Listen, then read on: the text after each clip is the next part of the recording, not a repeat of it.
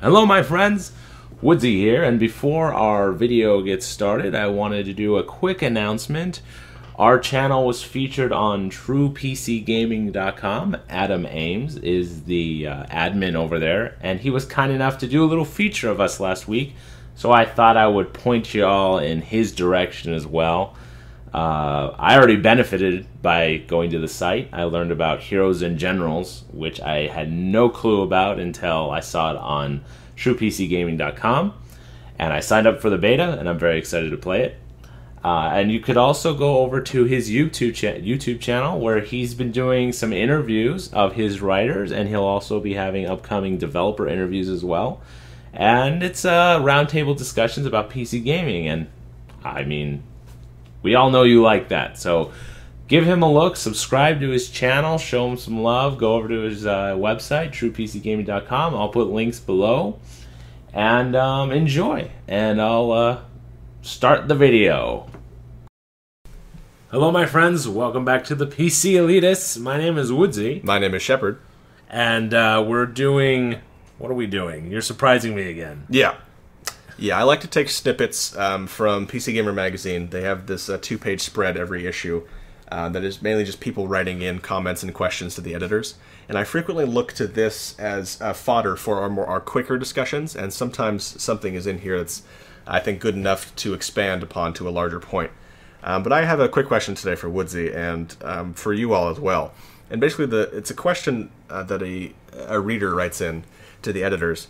And his question revolves around, thematically, war games in general. First-person shooters nowadays, like Battlefield 3, Modern Warfare 3, it's a lot of modern warfare shooters. You know, no pun intended. It takes place in present day or near present day, or even if they don't tell you chronologically when it is, the technology is modern. Right. You know, everything seems now. And those two franchises, Battlefield and Call of Duty, started out as World War II shooters and developed into more modern day. And now, most people don't even want to make a World War II game anymore because they think it's been done too many times. This reader is wondering, are we going to see that with modern warfare games, where people are just kind of tired of fighting a present-day war? I think that... Lord knows Segundo's done with it. That's true. I think there are many facets there. One is are we tired of having basically a U.S. versus Middle East? People were tired of having a U.S., Russia, Germany kind of battle setup. People are kind of tired of a U.S., this vague, Middle East coalition, or China. I think people, they may get tired of that. But whereas I frankly think killing Nazis never gets old. So World War II games are still fun to me. And killing zombie Nazis. Even better. Right. But right now we're seeing a lot of these modern warfare games. We've seen, futuristic warfare, we've seen a lot of those as well. Whether the weapons are more modern in a futuristic setting or the weapons themselves are more futuristic. So my question for you is, what do you think about that? Do you think we're going to see developers shift away from modern settings and into what? What do you think they're going to shift to, if you think that's going to happen? And two, are there any themes or settings, time, places in history, future, what have you, that you haven't really seen explored that you would like to see explored? And it doesn't have to be just shooter. It can be an action game, because you can't really have a shooter in the 4th century. Unless it's just archery. But an action game. Those are the questions I put to you and to the community. But it's Woodsie's turn, so shut up. I think it might be fun to have a large-scale, like, Civil War era type of game. Mm-hmm. With like rotary chain guns and stuff like that. Hand-cranked chain guns. Yeah, exactly. Nice. But so many genres have been explored already. Mm-hmm. And medieval combat is also heavily saturated. Right. But that's really, there are games where it's more first-person action combat, but it's also a lot of top-down RTS. Medieval. Right. That's more. You don't really see too many modern warfare-style games that are top-down RTS like StarCraft. How many medieval, like, first-person combat games are there that doesn't have magic involved? I don't know. I mean, I'm not really Warband was one. Yeah, and that was super fun. It was. I'm not really a connoisseur of them, but I have noticed that, and it's more of a MMORPG thing where I said, can I just have a sword and board setting that does not involve wizards, right, or demons? Anyway, Do you think that we are going to see a shift away from a modern setting in warfare? Eventually, yeah, you will. I mean, people thought that World War II would never get old. The thing that kept World War II alive so long is you had a perfect enemy. Everyone loves killing Nazis. And then you had such a great rock, paper, scissors in World War II. Mm-hmm. You know? Like tank beats troop, airplane beats tank, you know? Russians just have 50 million soldiers. Numbers beat rock. The Russians have winter on their side. Damn you, seasons. So that's why I think they stuck around so long. It also stuck around because the war, you could make the argument that the war literally was fighting for the future of the world. It wasn't the world's going to end, but if we had lost the war in real life, or in a video game, if you lose the war in a campaign style, the Nazis take over Europe completely, move east, move north, move south, you know, North Africa down. It really, the grand scale is there. It doesn't need any beefing up. In a more modern style game, if you lose, it's, okay, the bad guys end up nuking this country or this city. Or if it's something completely, and sorry if this is just American naivete, but no, I'm sorry, the Russians are not going to invade us and, you know, make it halfway through the country. It's not like, you can't make it grand by saying, oh, America will be taken over by some foreign military. If I can't perceive that as even being remotely possible, I'm not, you know, it's by the premise, by the bit. Right. I don't buy the premise, so I'm not going to buy the bit. But in World War II historical event, we know what the stakes were. Right. And with regards to something... Well, because it wasn't I think, again, the appeal was, this is, you know, Rommel, this is whatever, these are places that... Yeah, these exactly. I think that it's not like it hasn't been done before, but... And I think this isn't just a phenomenon in video games for World War II. It's also in historical study. I'm a World War II buff, and most of what you read out there is about really the European-based World War II. Right. Most people don't know that much about the World War II in the Pacific. You know, after Germany surrendered. Right. You know, most people don't know about the reasons why we decided to bomb Japan, whether you think it was right or not. The land war that would have happened. I think that's an interesting topic to explore. And you got it in Battlefield with games, you know, or like maps like Wake Island, for example, where you have this amphibious assault against an Asian, you know, generally Chinese. Thanks to Battlefield, I know exactly how Wake Island went down. Exactly.